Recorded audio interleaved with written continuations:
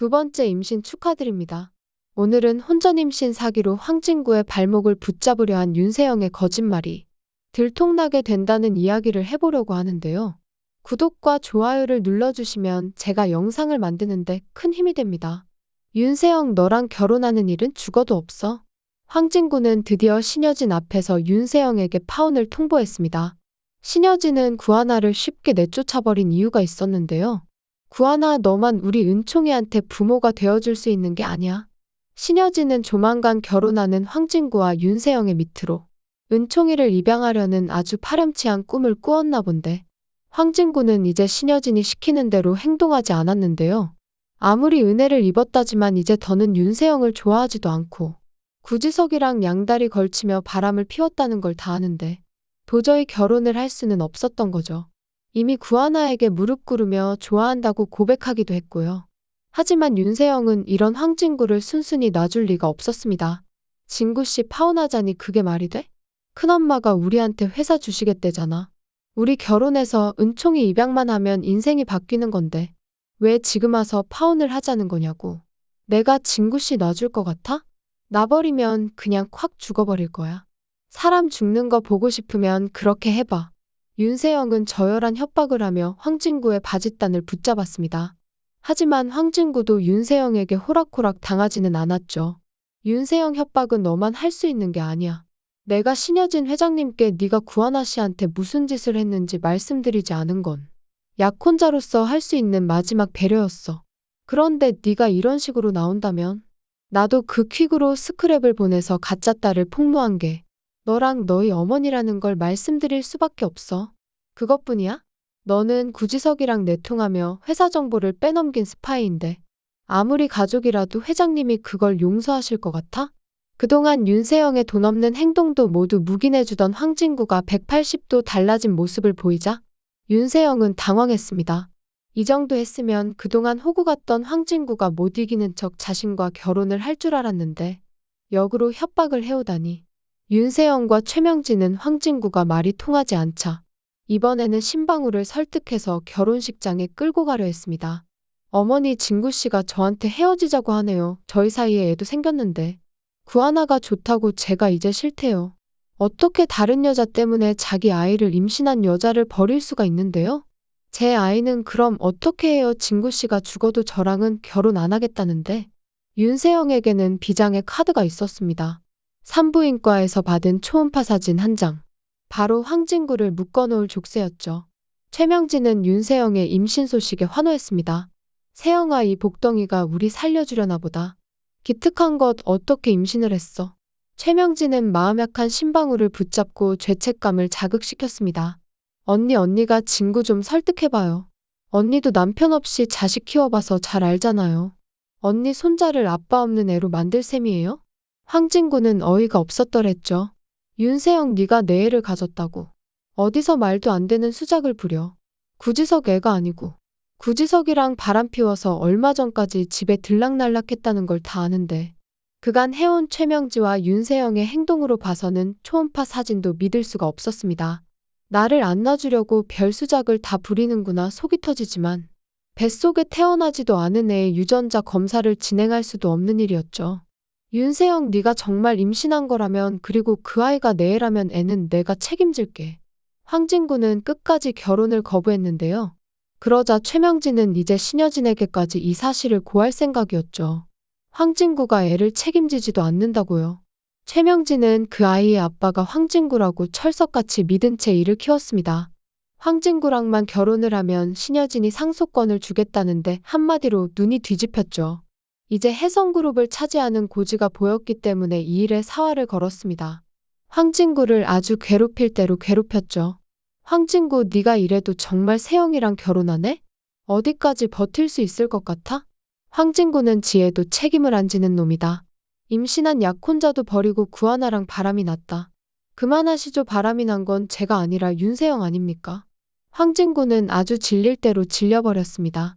최명진은 초조해진 윤세영의 속도 모른 채 윤세영의 임신 소식을 아주 동네방네 퍼뜨렸습니다. 윤세영, 너 임신했다고. 결국 구지석도 윤세영이 애를 가졌다는 걸 알게 되었는데요. 얘 구지석 네 자식 아니야? 황진구 자식이니까 신경 꺼. 당연하지 그 애가 어떻게 내 애겠어. 내 애일 수가 없으니까 나중에 헛소리나 하지 마. 구지석은 윤세영의 불행을 비웃었습니다. 하나 누나를 그렇게 쫓아내더니 천벌을 받는구나. 구지석은 윤세영이 왜 저 난리를 치는지 다 알고 있었죠. 그리고 곧이어 산부인과에서 충격적인 소식이 드러났습니다. 윤세영 산모님 두 번째 임신 축하드립니다. 윤세영의 임신은 처음도 아니었고 심지어 애아빠의 정체는 구지석도 황진구도 아닌 엉뚱한 사람이었습니다. 애아빠는 바로 이석기. 얼마 전 은총이를 데려가는 행패를 부렸던 구하나의 전남친이었습니다. 악역 윤세영이 주인공 황진구의 애를 임신하거나 구하나의 동생인 구지석 애를 임신해서 구하나의 조카로 만들지는 않았을 것 같습니다. 이제 천벌받을 윤세영의 애아빠가 이석기라는 게 천벌의 시작일 것 같은데요. 신방울도 어이가 없었습니다. 이게 어떻게 된 거야, 세영아? 진구애라며 내 손자라며? 어머니 아니에요. 이애 진구씨애 맞아요. 그럴 리가 없는데. 심지어 애를 처음 가진 것도 아닌데 그의 아빠가 심지어 이석기라고?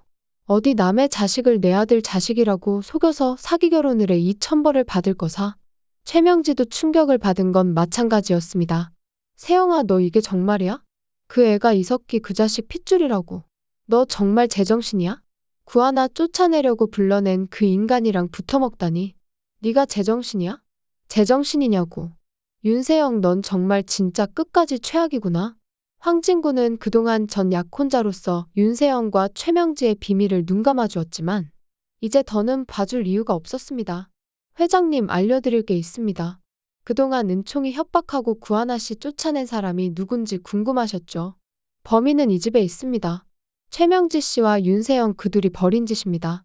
윤세영이 임신한 그 아이는 지난번 은총이 훔쳐갔던 이석기 그 인간이었습니다. 회장님 제가 어떻게 윤세영이랑 결혼을 하겠습니까? 그것뿐만이 아닙니다. 최명지와 윤세영 모녀 회사에서 아예 내쫓으셔야 합니다. 윤세영이 구지석과 내통하는 스파이 짓을 해왔습니다.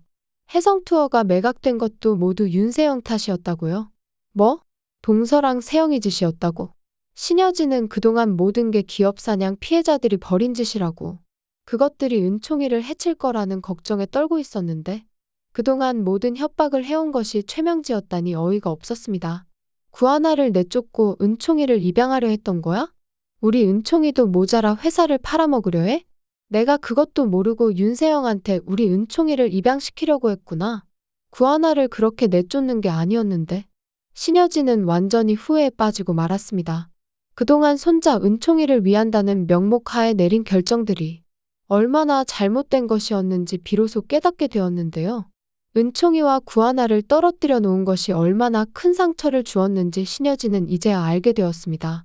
모든 결정이 은총이를 위한 것이라고 믿었지만 결국은 자신의 욕심이 앞섰던 것임을 인정할 수밖에 없었습니다. 신여진의 얼굴에는 깊은 자책의 그림자가 드리워졌죠. 그동안 최명지의 이간질에 속아 눈이 멀었었구나. 신여진은 마침내 자신의 어리석음을 깨달았는데요. 가장 가까운 곳에 적이 있었다는 것을 알게 된 신여진의 마음은 복잡했죠.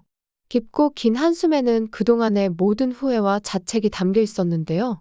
그동안 구하나를 비웃었던 윤세영은 완전히 나락에 떨어졌습니다. 교만했던 윤세영의 몰락은 누구도 예상하지 못한 속도로 진행되었는데요. 한때는 자신의 미래가 밝다고 확신했던 윤세영이었지만 이제 모든 것이 무너져 내리고 있었습니다. 윤세영의 얼굴에는 더 이상 자신감 넘치는 미소가 아닌 두려움의 그림자가 드리워졌죠. 이석기 엄마는 혜성그룹 딸은 아니어도 조카딸 정도면 우리 석기 혼처로 나쁘지 않다고 윤세영에게 닥친 수모는 계속되었는데요. 그동안 자신을 천하게 여겼던 이석기 어머니가 이제 와서 태도를 바꾼 것이 윤세영에게는 더 큰 모욕으로 다가왔습니다. 당장 이석기랑 윤세영을 결혼시키자고 찾아왔고 상황은 점점 더 기괴한 방향으로 흘러가고 있었는데요. 윤세영에게는 악몽과도 같은 현실이 펼쳐지고 있었습니다. 모든 게 최명지의 업보였습니다. 어머니의 잘못된 선택과 가르침이 결국 윤세영을 이 지경까지 몰아넣었다는 것이 명확해졌는데요. 최명지가 심어놓은 왜곡된 가치관이 결국 윤세영의 인생을 망쳐버린 것입니다. 인과응보라는 말이 이렇게 정확히 들어맞는 순간이었죠. 회사에도 윤세영이 임신한 게 실은 황진구애가 아니라 이석기라며 정정사실이 알려졌는데요. 회사 내에 소문이 빠르게 퍼져나가면서 윤세영은 더 이상 숨을 곳이 없었습니다. 모든 거짓이 하나둘씩 밝혀지면서 윤세영의 위선적인 모습이 완전히 드러났죠. 와, 그럼 남자 3명이랑 양다리 3다리를 걸친 거야? 대단하네, 윤세영 팀장. 사람들의 가십거리가 되어버린 윤세영의 사생활이었는데요. 회사 직원들의 수군거림은 윤세영을 더욱 궁지로 몰아넣었습니다. 한때 모두가 부러워하던 인물이 이제는 조롱의 대상이 되어버린 아이러니한 상황이 펼쳐졌죠. 모든 사람들이 윤세영에게 손가락질을 해대니 사회적 매장이 시작되었는데요. 주변의 시선과 판단에 민감했던 윤세영에게는 최악의 상황이 펼쳐지고 있었습니다. 타인의 시선을 통해 자신의 가치를 확인하던 윤세영에게 이 상황은 견디기 힘든 고통이었죠. 아무리 뻔뻔한 윤세영이라도 고개를 들 수가 없었습니다. 한때의 자신감 넘치던 모습은 찾아볼 수 없었죠. 풍기문란에다 사내 기밀을 빼돌린 죄로 말단사원으로 좌천이 되고 말았습니다. 권력과 지위를 잃은 윤세영의 현실은 처참했죠. 은총이 입양도 물 건너갔고 해성그룹 후계자 자리도 없던 일이 되어버렸으니 모든 꿈과 계획이 물거품이 되어버렸는데요. 인생의 모든 목표가 무너져 내린 순간이었죠. 모든 걸 다 잃어버렸다고 생각했지만 그건 진정한 바닥이 아니었죠. 더 큰 시련이 기다리고 있었는데요. 윤세영이 상상조차 하지 못했던 더 끔찍한 현실이 다가오고 있었습니다. 최명지와 윤세영이 가야 할 곳은 감옥뿐이니까요. 법적 처벌이라는 더 큰 위기가 다가오고 있었는데요. 그동안의 불법 행위와 범죄가 모두 밝혀지면서 최명지와 윤세영은 법의 심판을 받게 될 운명이었습니다. 구지석은 이제 때가 되었다고 느꼈습니다. 오랫동안 준비해온 계획을 실행에 옮길 타이밍이라고 구지석은 확신했는데요. 냉철한 판단력으로 상황을 분석하는 구지석의 눈빛에는 결의가 담겨 있었죠.